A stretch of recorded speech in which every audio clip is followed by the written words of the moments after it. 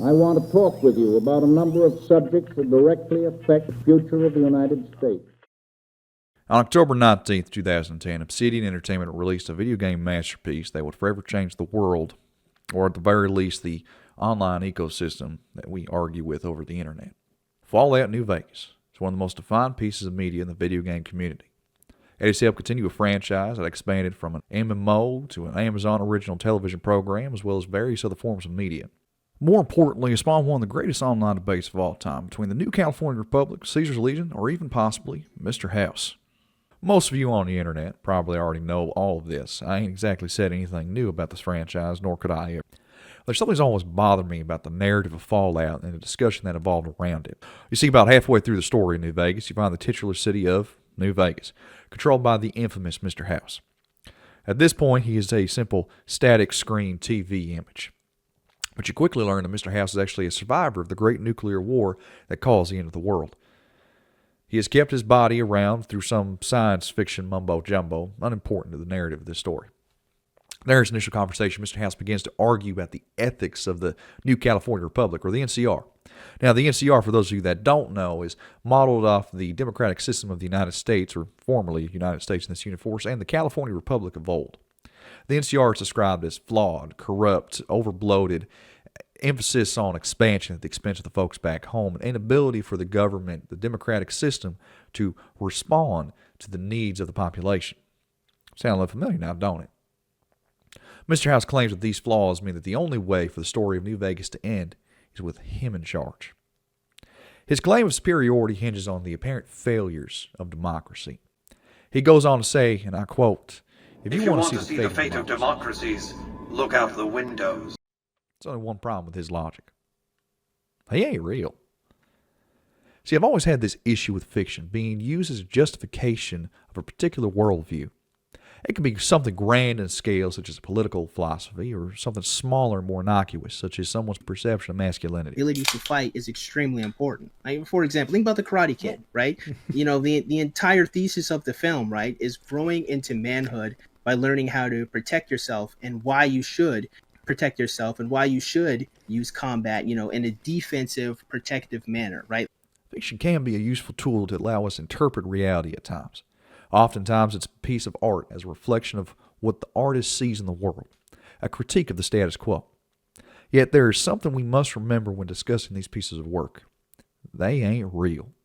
Fiction requires everything to make sense at the end of the story, for the Chekhov's guns to come in together in a cohesive narrative. Reality has no such consideration. Sometimes a coincidence is just that, work of fiction.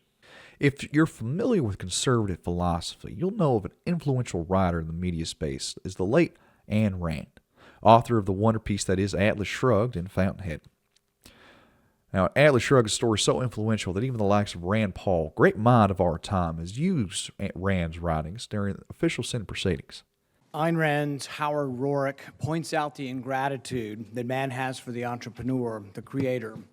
Thousands of years ago, the first man discovered how to make fire. He was probably burnt at the stake he taught the others to light. Yet the story is all fiction. It tells of a fictional America where strong men are persecuted for their independent capitalistic endeavors. So much so that the society around them is collapsing. These individualists decide they must recreate society in a new city, away from the failures of America, away from the failures of democracy. There is a real world out there with real problems and real critiques. Fiction fundamentally can't work as the baseline of your worldview. It's fake. That's the definition. Mr. House can't argue about the failures of democracy destroying the world because the world still exists. We haven't ended in a nuclear wasteland, at least not yet. Yet some folks online have considered Mr. House's ideology to be sound. He represents the libertarian free market capitalistic ideals. This is again not to say that fiction has no place in how we engage in discourse. All art is a reflection of reality in some way.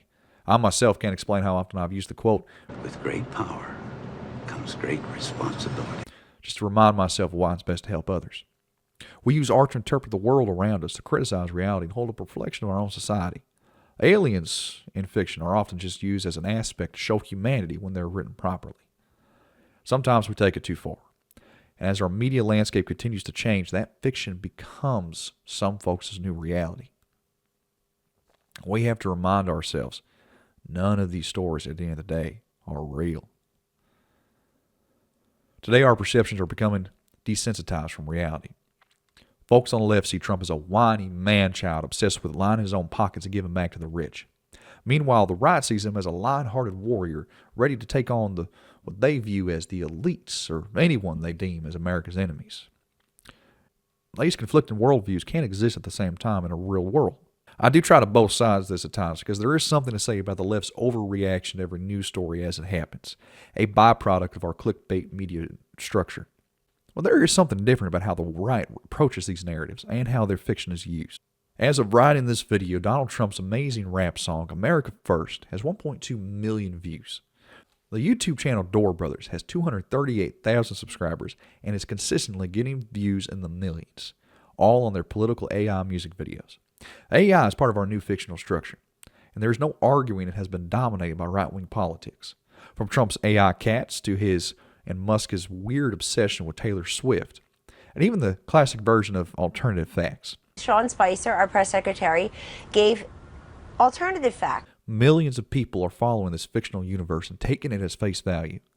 But just like Mr. House before them, ain't none of this real.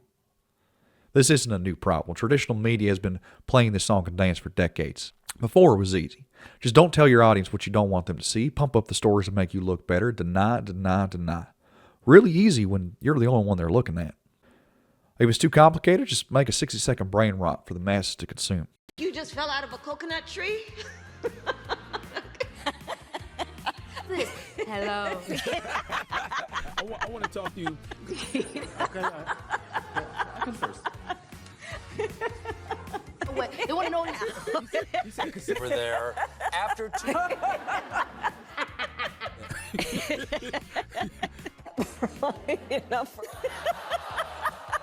brown brush. I mean, AI has only made the problem worse. It's now given us the ability to create entire narratives out of thin air and spread them everywhere at the push of a button. It's difficult to truly figure out their reach as well. When you have bots and fake accounts that pump up the viewership numbers just to make sure it reaches as large of audience as possible, well, you just have fiction watching more fiction at that point. We've seen how this misinformation works. Just look at the 2024 election or the 2016 election for more. It's why so many people act surprised when information penetrates their media bubble. Where was this at? This was outside the Capitol. January 6th? Yeah. Have you not seen this image? No, I have not seen that. Have you seen any of these images? Some of them, but not these. Really? Maybe the ones, maybe the media that I'm following is not showing these. What? It could be. It could be. What media did you follow? All conservative. Did you watch the January 6th hearings? No, I didn't. No. Okay. So this is new. So that's my fault. I should have been better informed. Yes. I will say that's a refreshing thing to hear. It's gotten to the point where fiction is new reality. Is there any way to stop it? Well, I believe there is. We don't all live in the metaverse, much to the chagrin of a Mr. Zuckerberg. Policies have actual consequences that will hit people. Part of it also involves us not acting like the fictional characters that they paint us as online. It involves talking to our neighbors, understanding where the problems come from, where this propaganda originates, and hopefully holding those accountable who spread it. It also involves using more traditional media spaces, journalism that isn't beholden to an algorithm that controls our lives. One of the reasons that European media does so well compared to American counterparts is that the American counterparts are beholden totally to the algorithm, beholden to advertisers and media and clicks, whereas Europeans are supported a bit by government spending. Getting in-depth information that breaks down and provides nuance to situations at hand. Understanding the initial emotional response we have to something is probably a factor of manipulation. It requires us to sit down, have the patience to explain why some things are wrong, and stop this encouraging the viral debate language used just to humiliate your fellow man. Lord knows I don't want to hate my neighbor. And okay, listen. Thank you so much. I appreciate the $50. Thank you so much for get y'all's kids out of the aquarium. They're being held against their will. Thank you so much, Rona Lee. I appreciate it. And Alexis, thank you for the $1. Can I explain myself without you cutting me off for just a second? Go ahead. The two options were Kamala and Trump, and I voted before he was a convicted felon. So now that I know he's a convicted felon, I still think he was a better option than Kamala to actually run the country. Convicted felon. He was a convicted felon well before you voted for him. Well, to be honest with you, I did not know that. You're not wrong, Parker. You're just an asshole. Okay, then. As I said before, when fiction meets reality, it is often surprised by the results. We see this consistently when we look at the failures of any government policies when done in this fictional basis. The Nazis spread mass propaganda that the war's victory was one wonder weapon away. Putin promised his invasion of Ukraine would only last 3 days, and here we are almost 4 years later. Trump continuously downplayed the threat of COVID, saying that there's nothing to fear and the economy was going to do great. He's repeating himself a little bit because this sounds a lot about how his tariffs are going today. The fictional basis for these failing ideas will only get people so far. Reality doesn't care what you think at the end of the day.